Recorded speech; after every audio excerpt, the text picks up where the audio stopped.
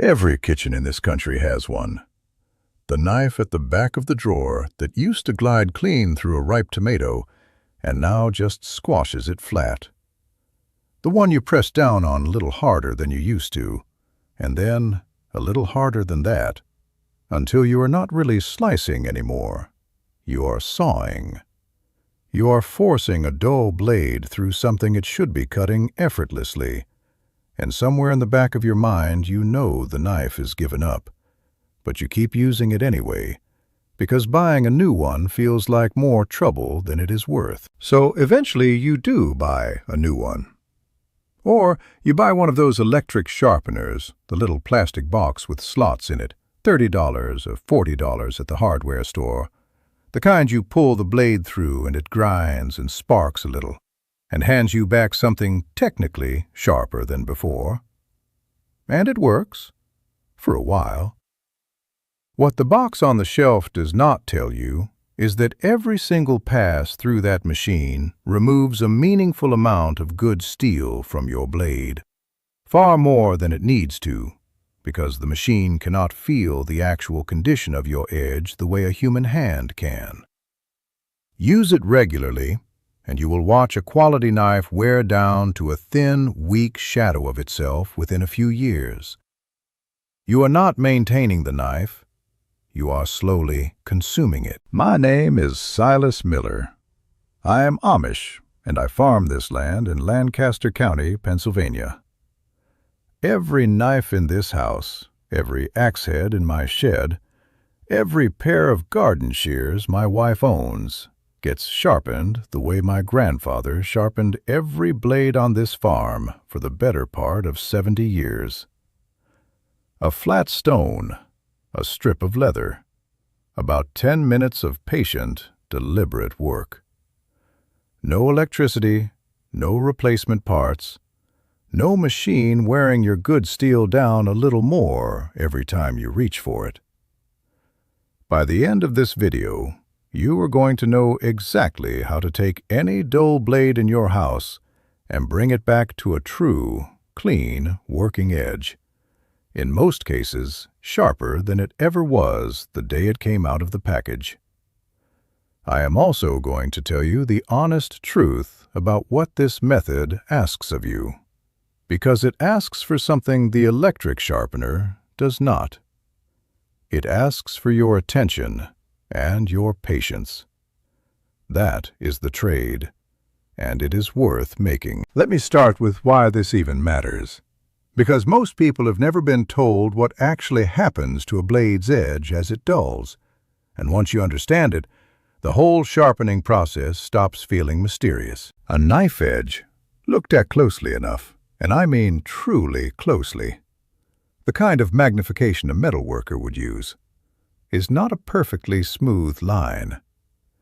It is a fine, narrow wedge of steel, and the sharpness of that wedge depends on how thin and how consistent the angle is where the two sides of the blade meet. A brand new knife has that wedge ground fine and even. As you use the knife, cutting, slicing, even just normal contact with a cutting board, that fine edge rolls over microscopically, folds slightly to one side, or chips in tiny, invisible spots. The blade is not actually losing steel at this stage. It is bending. The edge is still there, just folded out of alignment, which is why a dull knife often responds dramatically to even a few strokes on a good stone. You are not creating a new edge from scratch.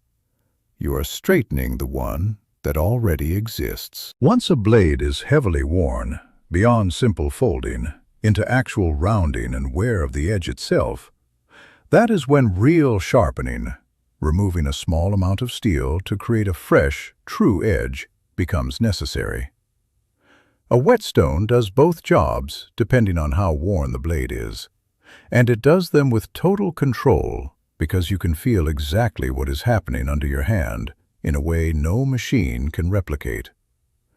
Now let me give you the two tools you need, because the list is short and each one earns its place. The first is a whetstone, a flat sharpening stone, sometimes called a sharpening stone or a water stone. For a good all-purpose stone that handles both restoring a badly worn edge and refining a nearly sharp one, look for a combination stone with 2 grits on either side. A coarser grit, somewhere around 400 to 1000, for reshaping a dull or damaged edge, and a finer grit, somewhere around 3000 to 6000, for polishing and refining that edge to its sharpest finish. A decent combination stone runs anywhere from $15 to $30, and a single stone, properly cared for, will outlast you. This is not a consumable. It is a tool you own once. The second is a leather strop, simply a strip of leather, smooth side up, that you draw the blade across after stoning to remove the microscopic burr left behind by the sharpening process, and to polish the edge to its final, truest sharpness. You can buy a proper strop for a few dollars, or you can make one yourself from a scrap of leather glued or tacked to a flat board, which is exactly what most farms in this county have always done. An old belt works. A piece of leather from a worn-out boot works. The strop does not need to be fancy. It needs to be smooth, and it needs to hold still while you work. That is the whole kit. A stone and a strop. $5 if you already have a scrap of leather lying around. Perhaps $15 to $25 if you are buying both new. And once you own them, you never buy them again. You use the same stone and the same strop for the rest of your life, touching them up occasionally, but never replacing them the way you replace a knife or a sharpening cartridge.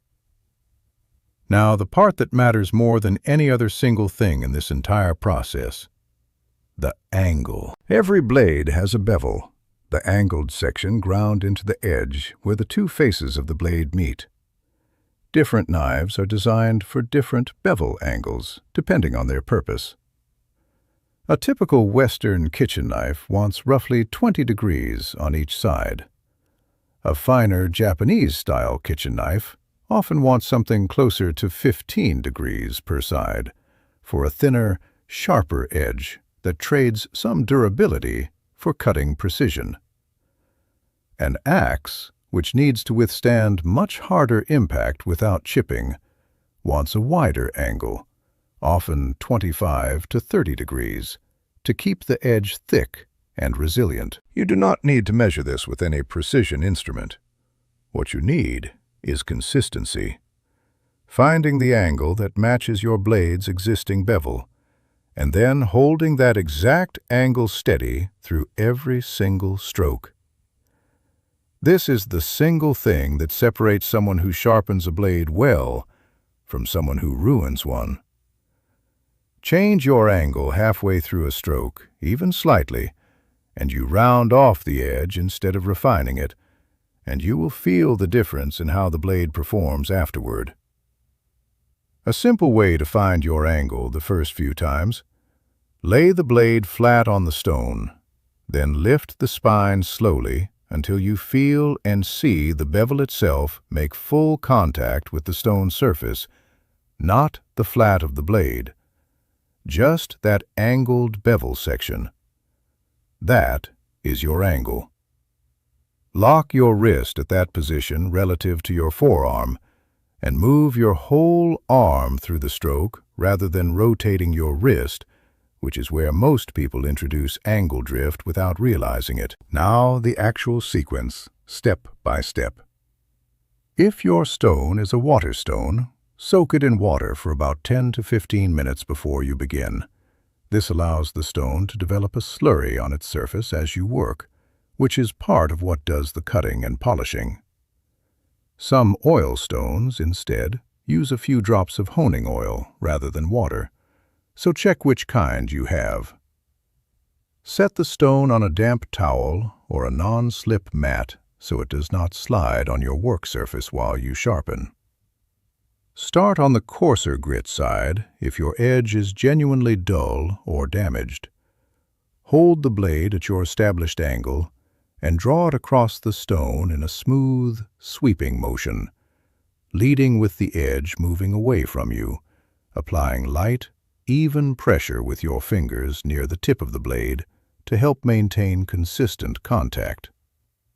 5 to 10 strokes on one side, then flip the blade and do the same number of strokes on the other side, alternating evenly so you do not wear one side down more than the other. As you work, you are looking and feeling for what sharpeners call a burr, a tiny, almost imperceptible ridge of metal that forms along the very edge of the blade on the opposite side from where you are sharpening, as the steel is pushed that direction by your strokes. You can feel it by very lightly dragging your thumb sideways across the edge, never along it.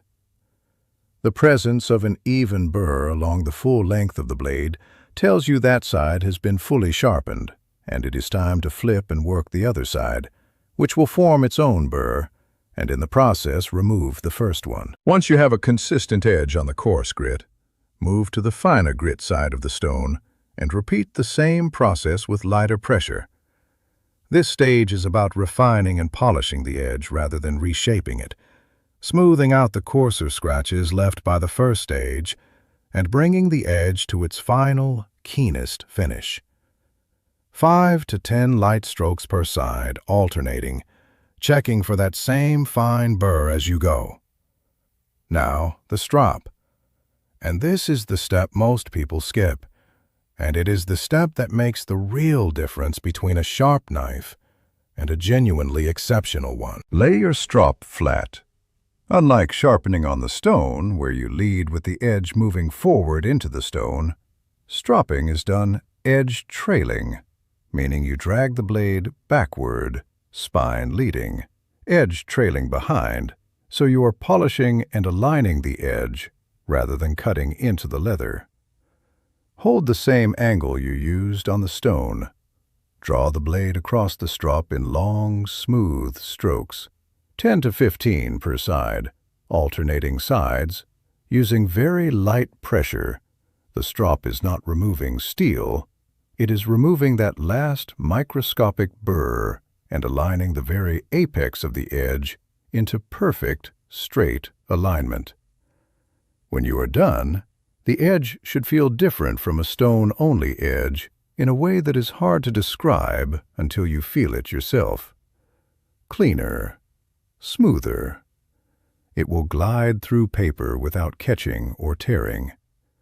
Drawn lightly across a ripe tomato, it should bite into the skin under its own weight, with no sawing motion required at all. For an axe head, the same fundamental process applies, though the wider bevel angle and the larger surface mean you will typically use a coarser stone or even a flat file for the initial reshaping, if the edge has significant damage or rolling, before moving to a finer stone and finishing with the strop the same way.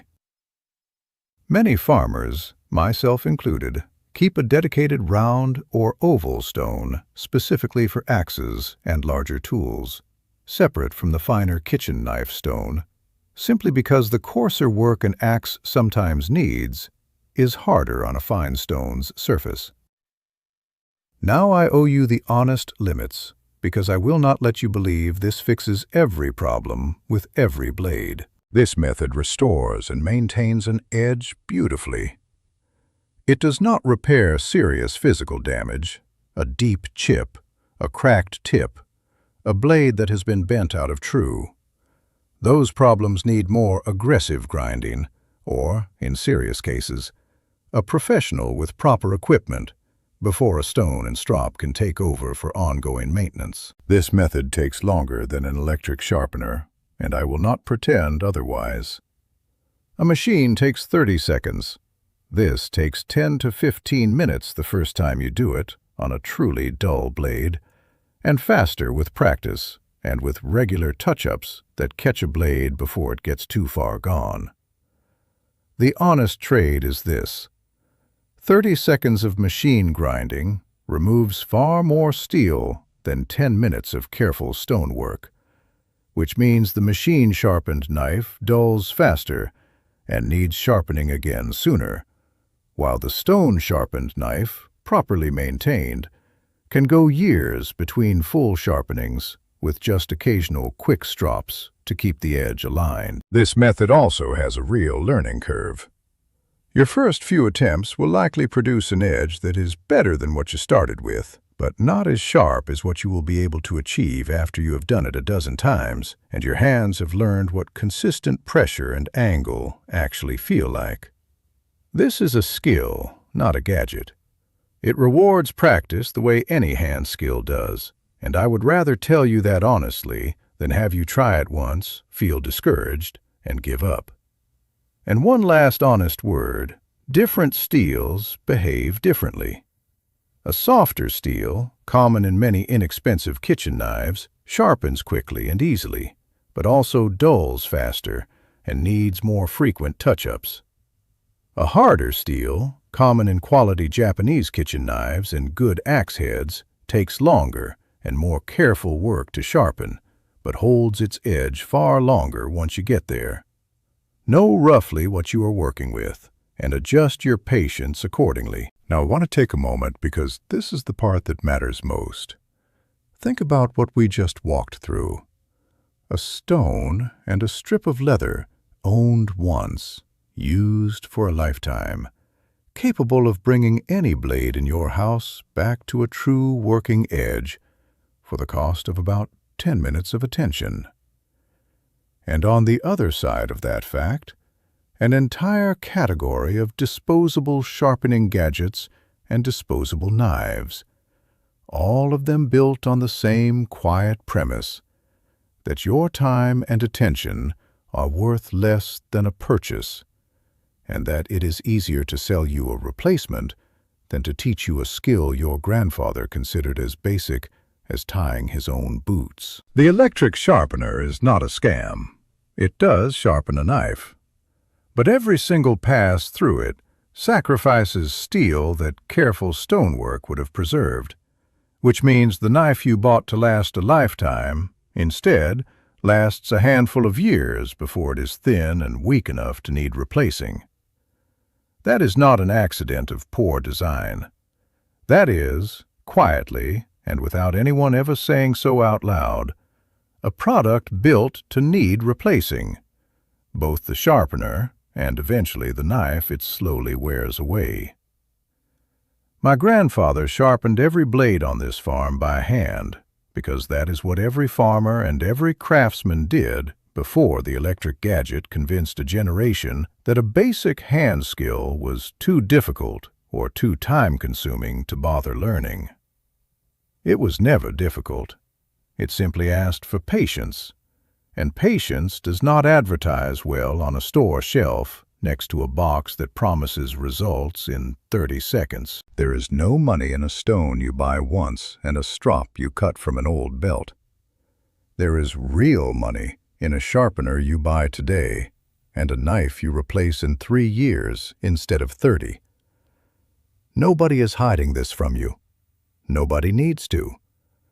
A system that profits from your knives wearing out quickly has simply never had a reason to teach you the slower, better way. So here is what I want you to do this week. Find the dullest knife in your kitchen, the one you have been sawing through tomatoes with for months, telling yourself it still works. Get yourself a combination whetstone, or if you already have one tucked away unused, dig it out. Find or make a strop. An old leather belt nailed flat to a board works perfectly fine. Set aside 15 quiet minutes. Soak your stone. Find your angle. Work the coarse side, then the fine side, checking for that burr as you go.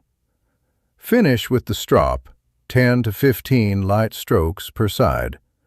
Then test it on a piece of paper or on a tomato, and feel the difference between a knife that cuts and a knife you have been forcing through everything for half a year. Tell me in the comments below, What is the dullest tool in your house right now that you have been putting off sharpening? The kitchen knife? The pocket knife? The garden shears? The old axe in the shed nobody has touched in years?